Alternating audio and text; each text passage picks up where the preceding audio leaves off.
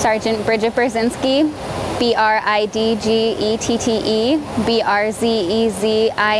Okay. And then what's your duty title? I'm a Bioenvironmental Engineering Technician at Joint Base Charleston.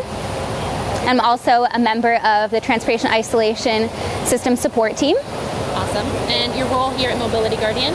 My role here is we maintain the TIS, so we brought it here in order to ensure that it's operating correctly so that the AE personnel can train with it this week. Perfect. Okay.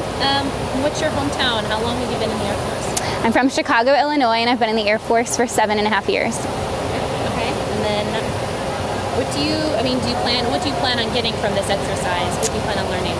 I think because we maintain the TIS at Charleston and we see how it operates on our side, it would be nice to see how it functions with other, like the AE crews and stuff, because I haven't seen it in use yet. So I think that'll be great to see. Perfect. That's a solid answer. How do you believe, so here's the partnerships question. How do you believe the partnerships of Mobility Guardian, such as other branches, other nationalities, how does that benefit to you or your unit? Your job? Okay. I think because we're the only unit in the world who owns something like the Transportation Isolation System, it's important for other people in other countries to see like how it operates in case that they need something like that, in case another infectious disease outbreak happens. So I know a lot of people are interested in seeing it and how it operates and stuff like that. Perfect. Okay, so I'm going to go into TIS questions. So what is TIS? Okay, so the Transportation Isolation System, the reason why it came by is because back in 2014, with the Ebola outbreak, the president declared it a threat to national security, and having troops being deployed over to West Africa and other countries, they needed a way to transport patients back as well. So they created the TIS so that way they wouldn't affect aircrew and they wouldn't affect aircrew. So they created the TIS, and they Joint Base Charleston is in charge of maintaining them. So perfect. So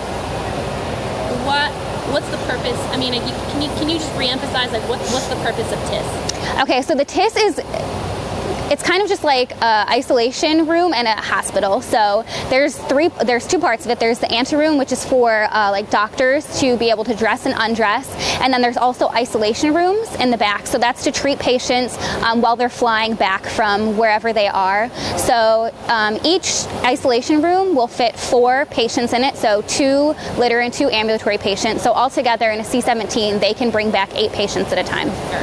Okay, so it's being used here for the AE personnel to be able to train, because they've never used the TIS up in the air or with exercising with it in the air, so it gives them an opportunity to do that. They do have training units in a few locations, however they've never used a fully operational functional one in a C-17. So.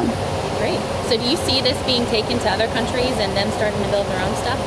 We do see interest from other countries with the TIS, and they look at it. I don't necessarily know if anyone has come up with anything yet, but I think that they're interested. I know, yeah, that's it. From this tour?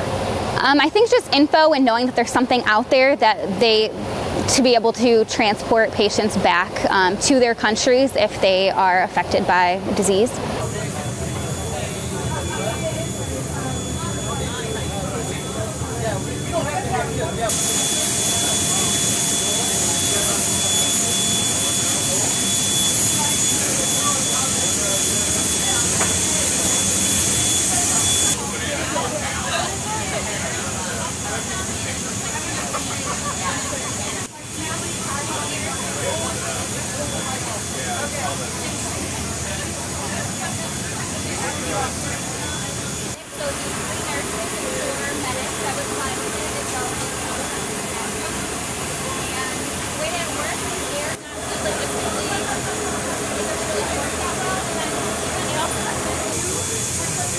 Eso es culpa del avión.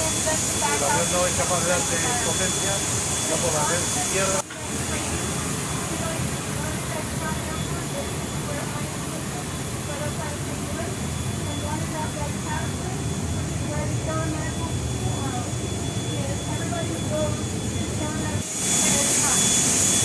They're kept in Charleston Air Force Base for a few reasons. One, this piece of equipment was built for the African crisis. Just the major medical equipment like monitors, vital sign monitors, cardiac monitors, IV pumps, questions. The infectious disease doctors are watching